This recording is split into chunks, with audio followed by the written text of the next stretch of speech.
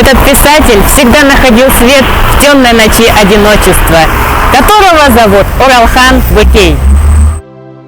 Как человек творческий, он во всем любил и ценил красоту и изысканность, красоту вещей, красивых людей, красоту поступков, красоту души. Оралхан Бөкей – знаменитый казахский писатель, публицист, драматург, видный общественный деятель, лауреат Государственной премии Республики Казахстан и многих других премий. Будучи талантливым журналистом, он написал множество произведений, которые актуальны и в наше время. Все удивительно и, может быть, загадочно в судьбе этого писателя. Мощный художественный интеллект, стремительный набор творческой высоты, широкое признание и внезапная кончина.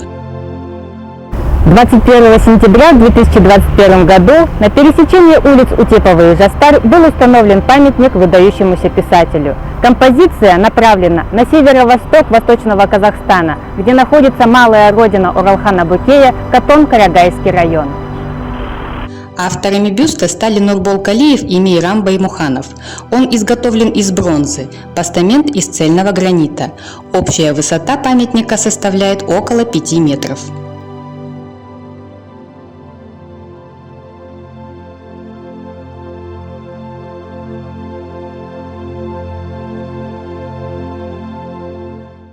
По произведениям Оралхана Бөкея сняты художественные фильмы, такие как «Человек-олень», «Крик» и «Потерянный рай», поставлен балет «Серый олень» и многие пьесы в театрах нашей республики.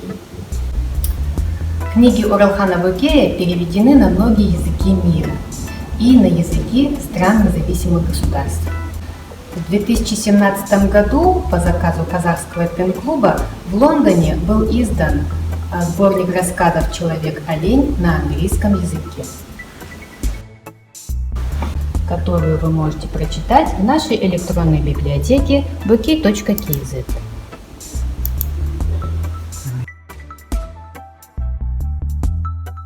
Именем Оралхана Бөкея названы улицы в городах нашей республики: Усть-Каменогорске, Семипалатинске, Алмате, Костанае. А также имя Оралхана Бөкея носят библиотека в городе Усть-Каменогорск и школа имени Оралхана Бөкея. Когда я пишу, признавался писатель, то нахожу свет в темной ночи одиночества. Не так ли происходит теперь и с нами, когда мы погружаемся в мир его бесконечной и светлой прозы?